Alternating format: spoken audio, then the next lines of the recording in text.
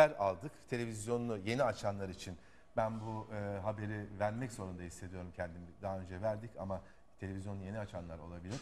Bildiğiniz gibi Türkiye'de bugün referandum var ve referandum sandıklarının güvenliğini sağlamakla görevli Hakkari'deki erlerimizden onu hain bir pusu sonucunda şehit edildi. Şehitlerimize Allah'tan rahmet diliyorum. Ailelerine sabır diliyorum. Ve bu arada birçok televizyonda izliyorsunuz. Bu konuda kampanyalar açıldı.